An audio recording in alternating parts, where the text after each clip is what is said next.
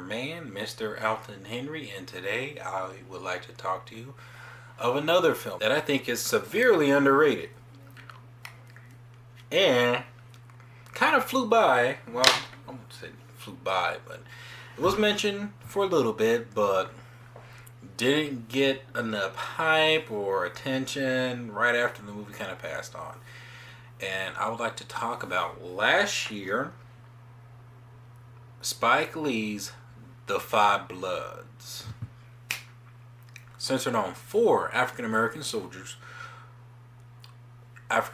Vietnam vet soldiers who returned to Vietnam to retrieve some gold they buried and a fallen comrade whom they also buried as well when they served their time back in Vietnam in the 60s. And this is Spike Lee's this is his most recent film and his most, I would say, I think one of his most divisive. But I'm going to say, in my opinion, this is my favorite Spike Lee film. This dude knows how to pull you in, making you feel a certain way, and it's not good. You learn a lesson when you watch his films, and that's what I like about his films a bit. It's like when you watch a film, it's like you're going to school and you're learning a lot about history, mostly with his upbringing, but mostly with what he's experienced in his time, and he's afflicted it into his films. And this here, he really kind of gives you a deep dive on the history of what these characters been through, their opinions about certain things about the world, and basically they don't give a shit. They're just tired. They want what they want after serving for America, and they feel like they haven't gotten the appreciation that they deserve. They're tired. They're old. They want to retrieve the gold and try to live the rest of their lives on a happy note instead of regretting in misery of just the horrors that they witnessed during their time. This stars Chadwick Boseman, may he rest in peace, Delore Lindow, and Jonathan Myers, who actually, both of those two actors also starred in The Harder They Fall that came out this year. But aside the trivia, this film is raw, gritty, intense. Delore Lindow's performance, and I'm sorry I'm pronouncing your name incorrectly, but this man stole the show. This is his movie. The movie, centered around on the five guys, well, the four. This is this guy's movie. Every time he's on screen, you feel this guy's pain, you feel his torment, and he's actually quite scary. This is actually one of the most scary. This is probably a scary performance that I've seen the guy in, because he was enthralling and very, very, just very intense. You could feel the guy's pain. There's actually one of my favorite scenes in the film is a dolly shot of him talking, and the guy loses his mind in the film because he succumbed to PTSD, post-traumatic stress, and you witness his struggle throughout the whole film. And as longer the film plays out, you see this man break down. This man is broken. This man is living with regret. He's living in pain every day, every single moment of his life. You feel this man's pain. He even mentions he believes he sees ghosts in the film, where I won't really spoil much in the film if you already seen scenes of the movie on YouTube, that this man literally is haunted by his past. There's a scene in the film that happens almost a little bit past the 2-hour mark where he is roaming around the jungle alone, and he torments, he shuns, he curses at his friends about what is happening, and you just feel the guy's pain, and he lost it. He loses his mind in that scene completely. And That scene alone should have got him an Oscar consideration. A very amazing performance. Hella underrated. Hella underlooked. This guy should have been. I can't. This man was amazing. I cannot tell you just some of the best acting I have ever seen from him, from any film. Chadwick Boseman, may he rest in peace.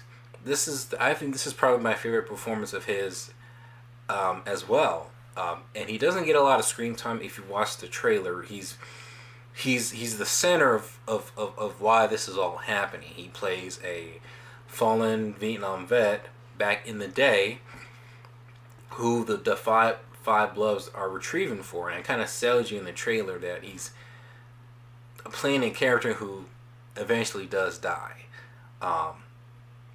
He's the key to why everything's happening. And the moments that he's in there, he delivers a very amazing performance as well. There's a particular scene where he and Lindau or Delory do have a little confrontation, and it's actually pretty heartfelt. It's very emotional. It really gets you. And I noticed something with the film too, that the film would switch ratios from widescreen to full screen. Where I think in the small screen, they I don't know if Spike Lee actually used an old traditional documentary camera to kind of capture the look of the film, because sometimes the film they would also try to film the movie to where it matches that era, like it's all filmed in green, like it's old, like a documentary. So maybe he did, because there's moments in the film where I kind of like to see it as acts, where you kind of get to the first part where it's kind of setting up everything, where it's in a certain ratio, then it gets to the second part, or like midway, close to like still within the first hour,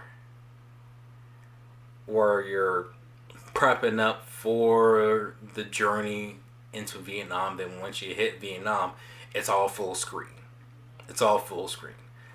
And it's very noticeable, to be honest with you. I didn't find it as a distraction. I thought that was an interesting, creative choice for Spike Lee to use, and with the decision to make certain moments in the film seem very old in that time period. This is actually one of his biggest movies he's ever done, ever.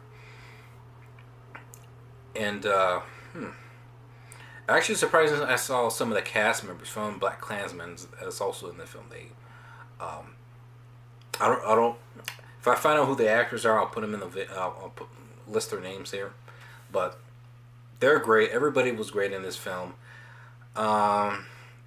Some of the sequences in here are actually very suspenseful, very, very violent. This is probably one of Spike Lee's most violent movies that he's ever made, second to Miracle at St. Anna. This is his second war film trivia. In the violence, what I really loved about the violence in the war scenes, they're actually quite shocking, especially in present day wartime, where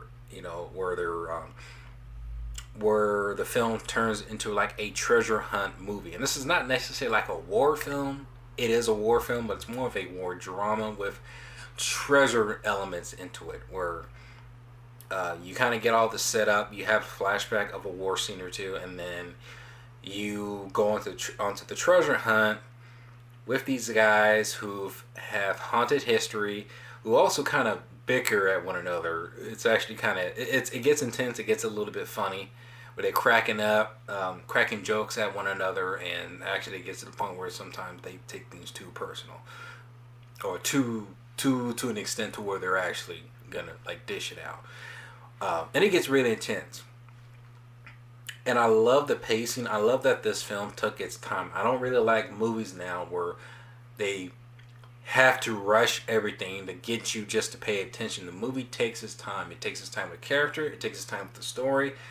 And it takes time just embracing you with the world that they're in and what they have to do. And I love it. I love that Spike Lee made that bold choice. And I can see that it might be slow for some people to kind of want to kind of pick it up, but it picks up after they set up everything within the first hour, and then the hour and a half of it that you have left over does have that adventure vibe to it, and it's pretty cool. It's pretty cool, and I like that the film isn't action heavy. It's more on drama. It's more on character. It's more on these characters trying to going back to the roots of what made them what they are today and trying to conquer it and see if they can find some sort of redemption or something that they can move on from. And I actually liked that aspect of that story, especially focusing on the African American perspective. You don't see that a lot in really in any films at all. And that's actually surprising. Gene Reno is in here. He's good in the scenes that he's in, but he's not in it a whole lot. This is, man, I love this film. I love The Five Bloods. This is an amazing film. The music, everything about this movie is great. Intense. It is my favorite film of 2020. I think Spike Lee outdid himself. It's a shame the film didn't get the enough attention that it deserved last year.